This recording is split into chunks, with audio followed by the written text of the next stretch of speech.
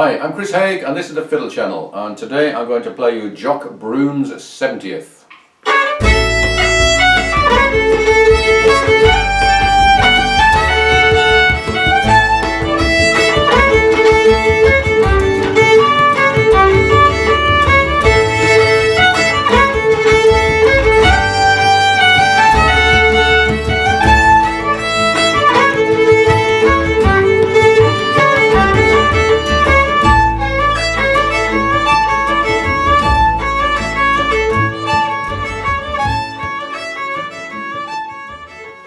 Jock Broon's 70th is a lovely slow reel written by Gordon Duncan, who was a binman, piper and composer from Perthshire.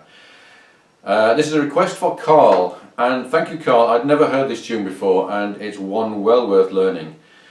I say it's a slow reel.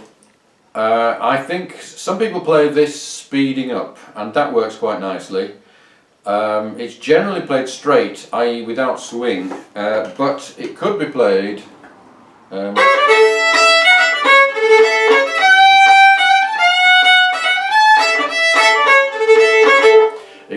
like that, but I'm going to play it straight because I think that's the way that most people play it, and I'm going to play it at a pretty moderate tempo. There's a lot of interesting things about this tune.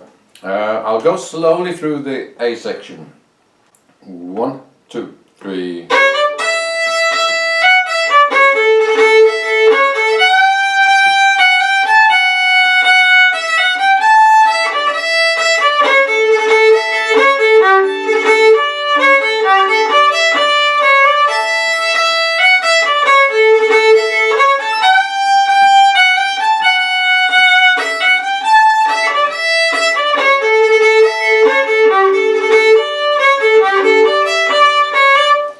Okay, so the first thing to notice is there's a lot of syncopation. In the first bar, for example, 1, 2, 3, da and da da and da da. That is a very distinctive rhythm, which is not uncommon in Scottish music, but it's not. There's a lot of tunes that don't have this, so that's interesting. It's got a lot of trebles, bowed triplets or shivers, or in Scotland a burl is what you call this ornament. And it's done with very short bows. It's actually usually done at the tip, I think, on a strathspey, but in this case I do it pretty close to the middle of the bow, and you make those notes really short, much shorter than they would be if they were played exactly as written. I've got a video all about the burl, but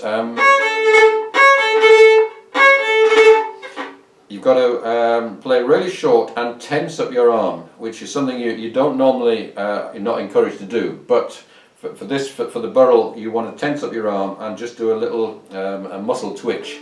And it's by no means easy doing this, so don't expect to pick it up straight away. It's actually easier played fast than it is slow. Da, da, da, da, da. Most of the length of the note actually comes on the third.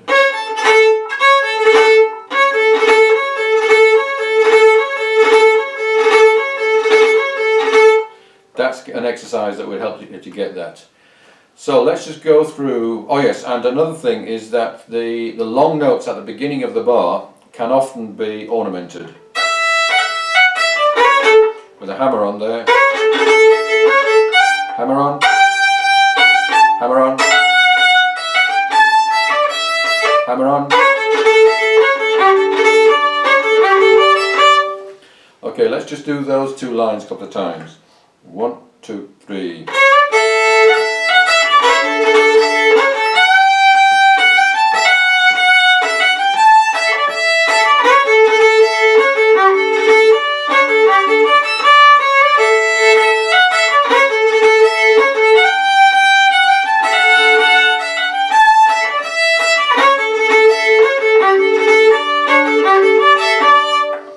Notice that it's in the key of A, but there's a whole lot of G chords and G natural notes, and the key signature says 2 sharps, so this is a modal tune.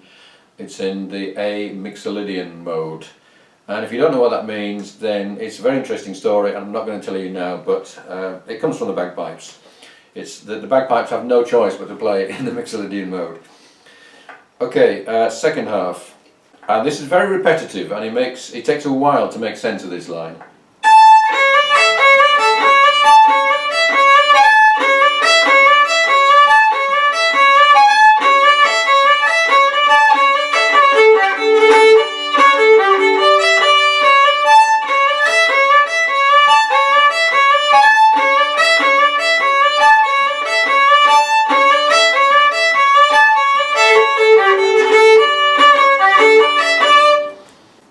I think the bowing is really important to hear, because if you just do it all separate bows, it will sound weird, and if you don't have a regular pattern, then it'll also sound weird.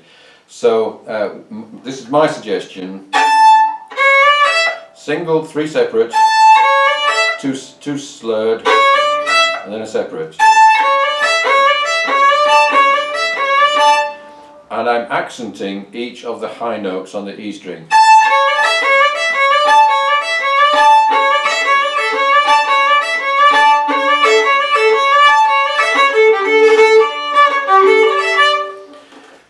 The faster you play this, the easier it is to get the feel of the rhythm that's going on there.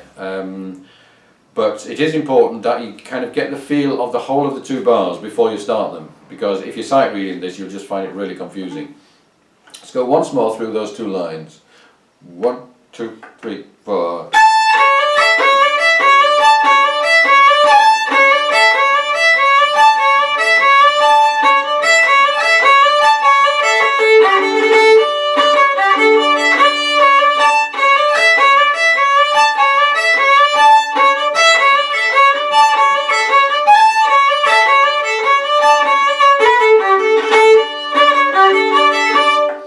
Okay, then it's back to syncopation for the 3rd part.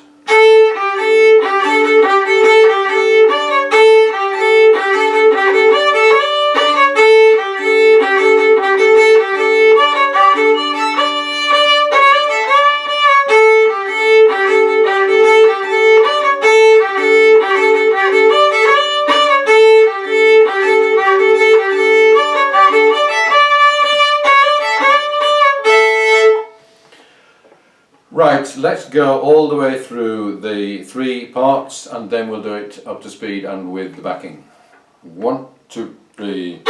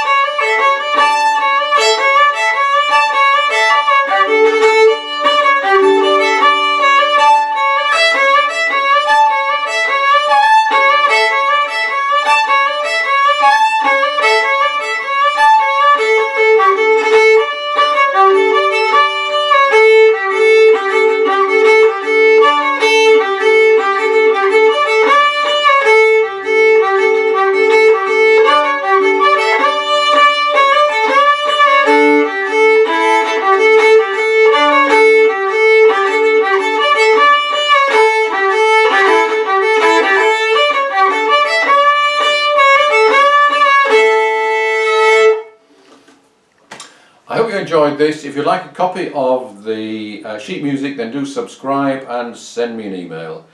And if you want to get hold of all 300 of my PDFs in one go, then do consider joining me on Patreon, where that is one of the many benefits.